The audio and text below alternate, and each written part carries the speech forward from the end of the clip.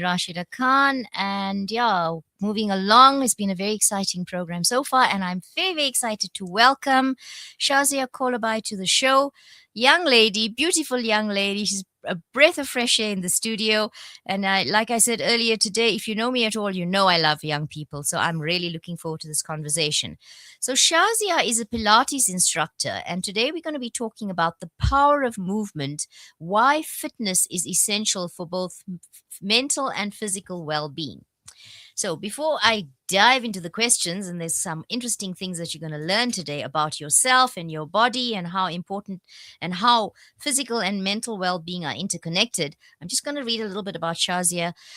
Shaaziah Kolabhai is a Pilates instructor and a management consultant with a background in architectural engineering.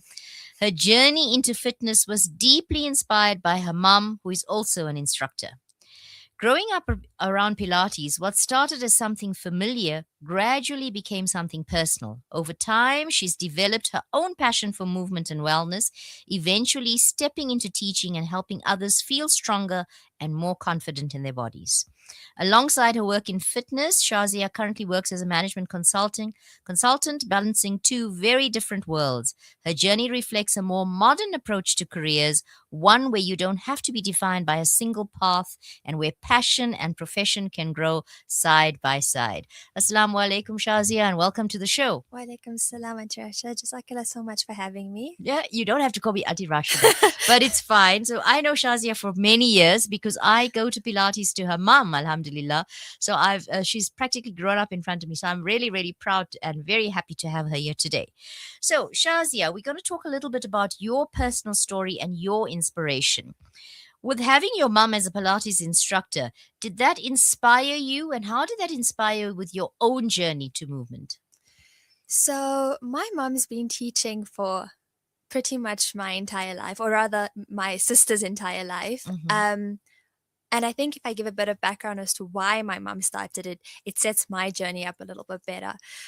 When my sister was born, my mom made the decision to, she's originally a teacher, a school Mm-hmm. teacher.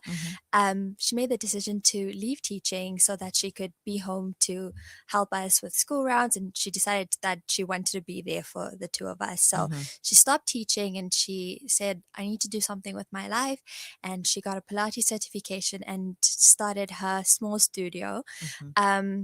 Pilates with Fiona, which was really small at the time.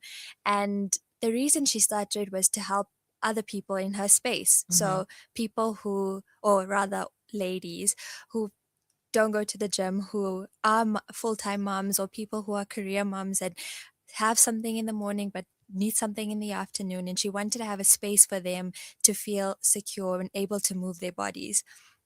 So I was pretty much inspired. Like you said, my entire life was surrounded by my mom and women who were so strong and much older than me. I was I was not someone who enjoyed PE as a child. I Mhm, absolutely despised anything movement, so I didn't really get into Pilates with mom until I was much older. mhm, But I was really inspired by how strong everyone else who was older than me was. And then when I finished high school, I was very much academic driven, so there was no fitness in anything that I did. mhm. And started university, I found a love for fitness. I needed that balance Yes. and some kind of outlet. Mhm. At the time, it wasn't Pilates. I preferred something that would rather send me to a cardiac arrest. So running and hit training and cycle, and I was doing a lot of cardio intensive workouts. I also studied abroad, so I wasn't around my mom for a very long time, and I needed something to help me balance being away from home and Mhm. having to study. And I needed that split that would allow me to have this mental freeness in movement and then focus in other areas of my life. So it was very much, once you're doing cardio, it's, you're not thinking about anything because you're just Mhm. thinking, I have to Go, go, finish it. go. Exactly. You have to finish this 10K. I just need to run.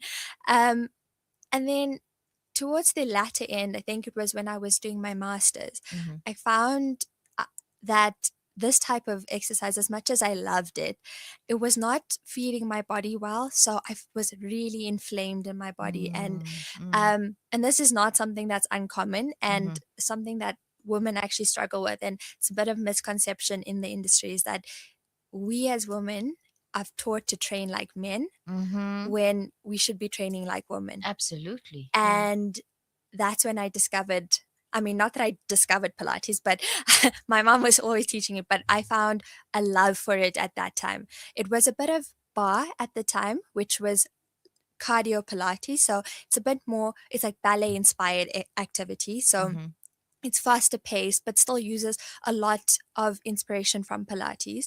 So I had dropped a bit of the cardio and went into a slower movement, but still in that cardio area. And then when I moved home, I really found a love for Pilates. I was then surrounded with my mom, and what she was doing, and I wanted to feed my body a lot better. I wanted to focus more on my wellness and have a better balanced life. I didn't want to be this pushing for something that I didn't need. I needed to find what was right for my body. And that's when I decided that I want to help my mom grow her studio, and I got my certification. And since then, which has now been a good year and a bit, I've really had the opportunity to be around the most incredible women and get to move bodies that just it's more inspiring to me.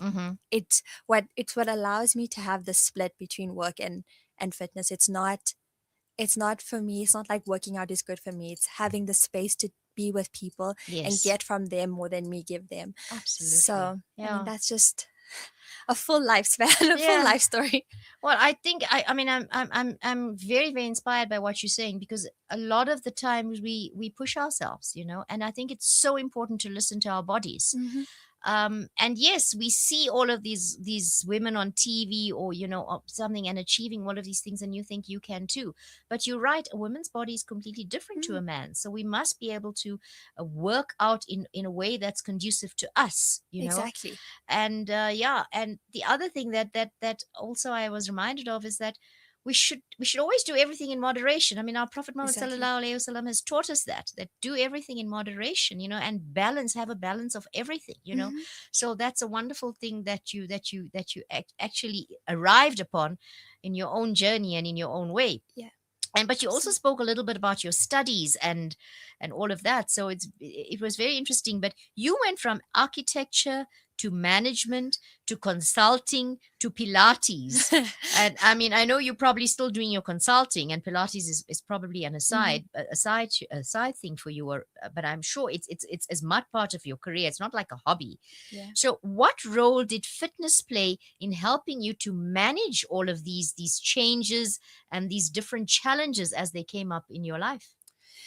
Well, yes, I seem to have done a big exponential wavy type of graph career change. And I think it is very much testament to the fact that I had moved abroad and then come back. And in that space, you are very much uncertain of what actually is your life, because you're trying to maneuver moving into a new environment and trying to find yourself there away from your parents, which I think is something that when I had done it back then, it wasn't the most common thing to do. As I feel that now, um, parents are allowing their children to move away from home, whereas back then it was a very much like, how can you allow your child to move away from home?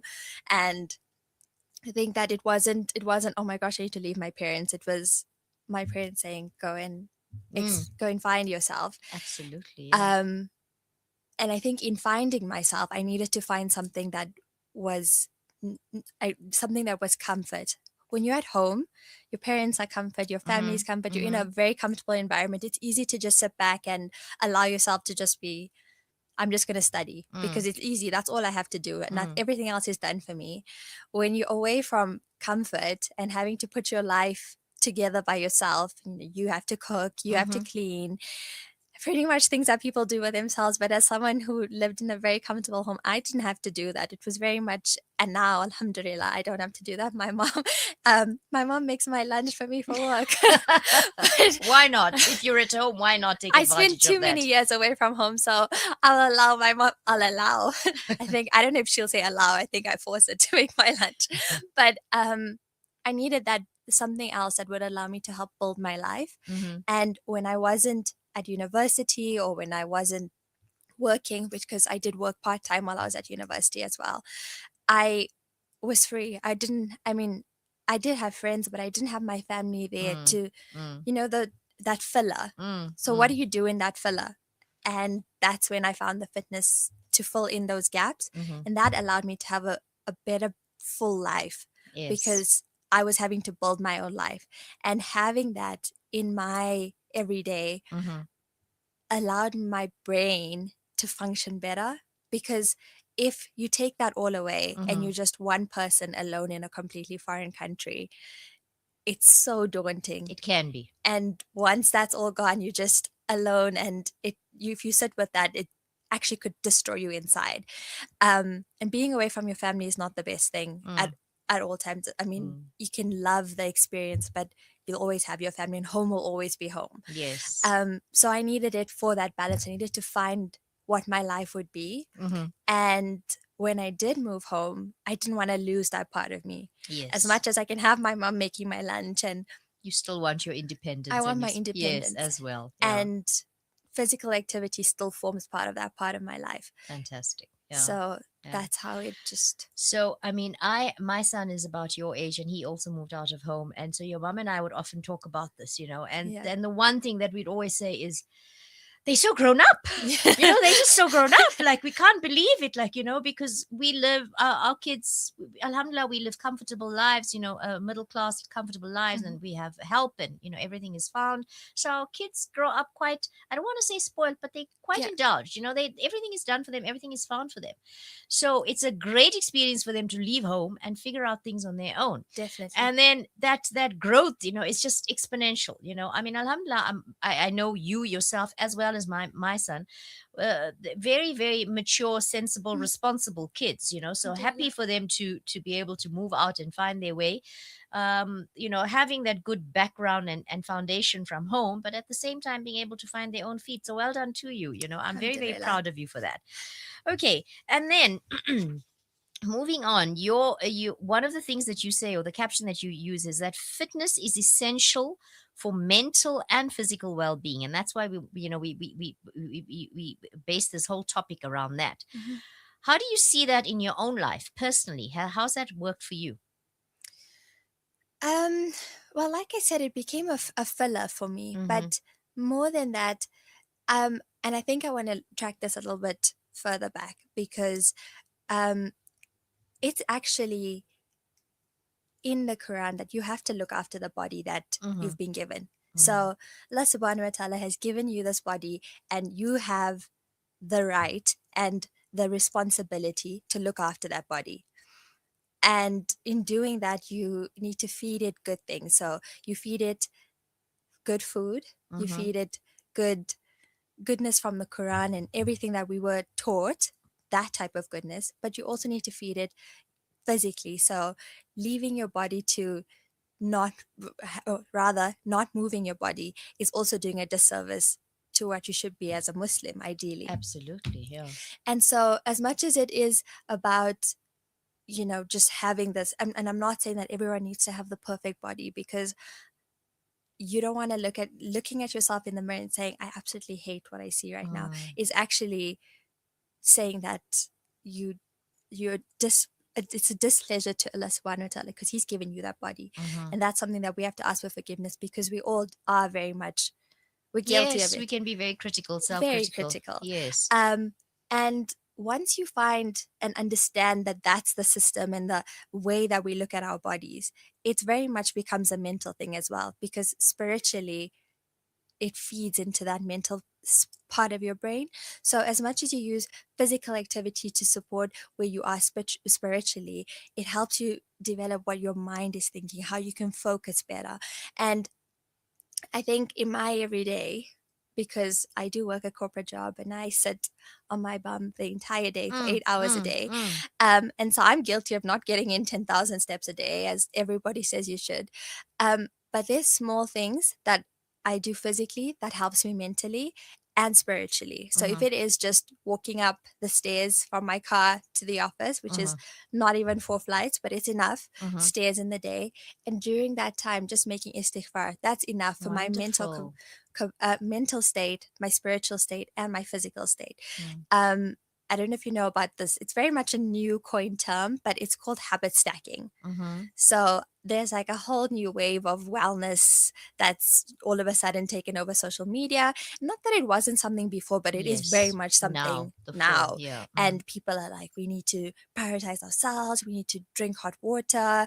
And it's become more of a fad than it is an actual thing about why you're looking after your body and what wellness does for your physical state and your mental state. Mm-hmm. Um, and I think that's where you need to look at how do you habit stack that feeds everything in your life, where it feeds that mental state, where it feeds your spiritual state and your physical state, which is why I think that walking up the stairs and making your istighfar is the easiest thing that you could do Mm. that Mm. would feed all three. And that's a perfect habit stacking. Mm-hmm. Instead of, I'm not sure if you, well, I mean, I'm very guilty of wellness fads. So I have an Aura ring and I buy all these gadgets, and I like to say I habit stack in that way. But I think this is the best way for us to really match that physical with the mental state, to have that fully focused body that you should be having. Fantastic. I mean, it's so inspiring. It's inspiring for me to hear a young person talk about these things because, I mean, as a young person, I was nowhere near your your consciousness in terms of both physical, mental, spiritual understanding and understanding that all of these three things work together. Mhm. So well done to you, and I'm hoping all the young people are listening and taking notes because I think you'll learn a lot today from Shazia. Do you find that exercise or Pilates specifically, how does that impact your mood and your mental focus, as well as, or does it play a role both in your mental focus and your mood as well as your physical strength?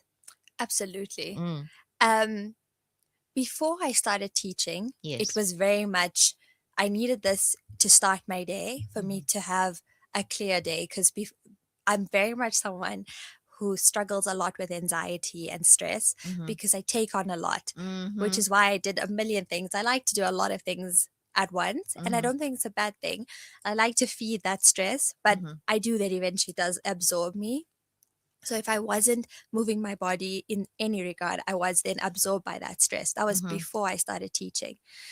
Once I started teaching, it flipped around a little bit. So it became that moving my body with Pilates, but with other people, was what helped me build that strength Mm-hmm. mentally, then, Fantastic. Yeah. because it's feeding their energy into mine. And it was definitely a mood thing. Sometimes, I mean, I do work a full day and then come home and teach Pilates, and I am guilty of, oh, I really don't feel like teaching today because I'm exhausted. Mm.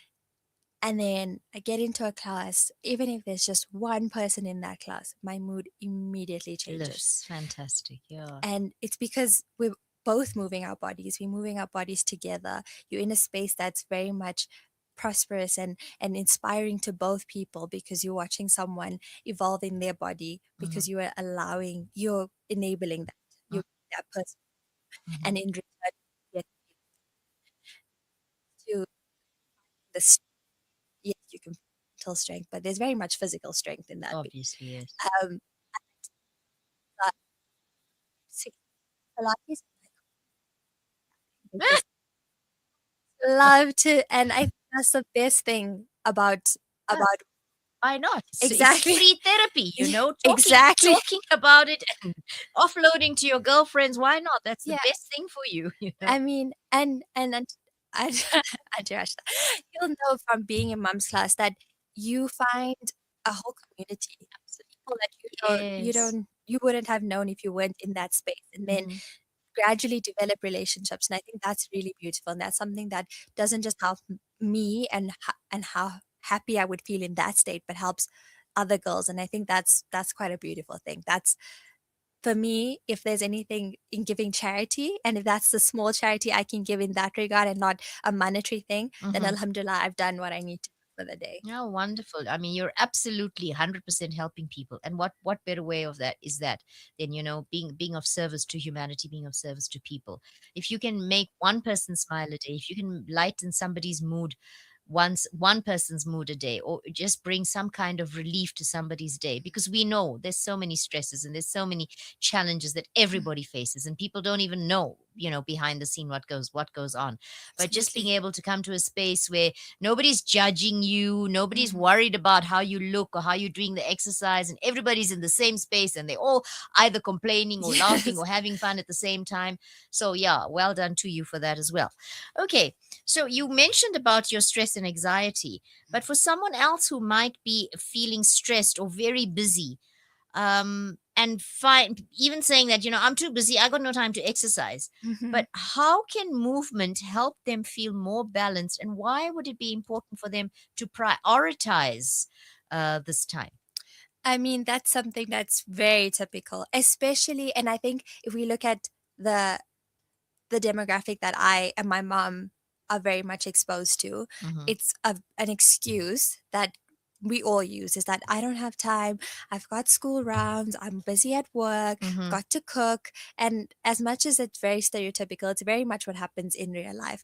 And what happens in that space, and as I said, it becomes something that you're just allowing that stress to just build and build and build because you're busy, Mm-hmm. and you're not allowing yourself to think, I should just prioritize. Even if I just prioritize 10 minutes today, Yes. it's 10 minutes where I don't have to think about stressing. I'm stressing about, if, for example, in Pilates, and you'll know, it can get really tough sometimes. You're like, I really just feel like I need to stop this. My body is on fire. It's everything is burning.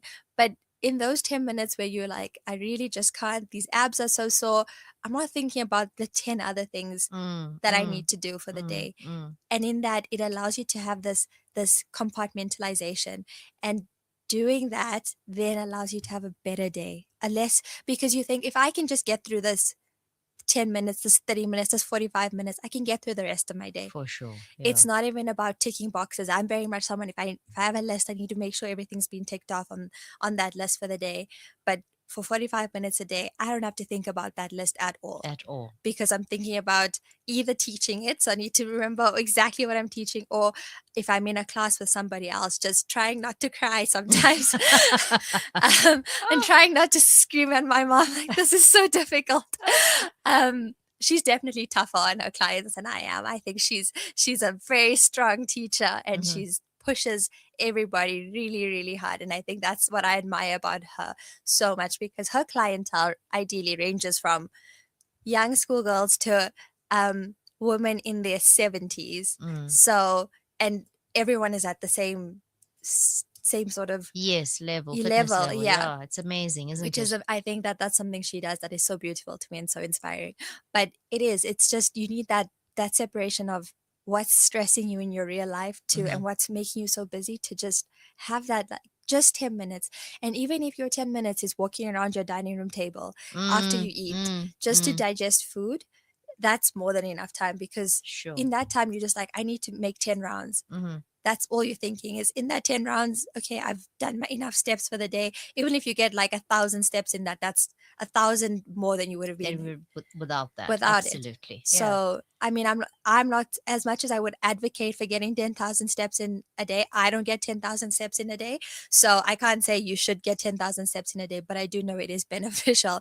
But as long as you can get in at least 1,000, you're not sitting down or just Mm-hmm. in your head, you've done completely fine for the day. You can tick that Great. off your list and say, I I've done achieved. that. Yeah. Well, I've done that. Well done. Thank you so much for your time today, Shazia. It's been an absolute pleasure talking to you. I've learned so much more about you, and yeah, and about Pilates and movement. And I'm sure we've inspired other people to consider doing something, getting some movement and Mhm. some activity in their lives. Jazakallah khair. Assalamu alaikum wa rahmatullahi wa barakatuh. Jazakallah wa alaikum salam. Thank you.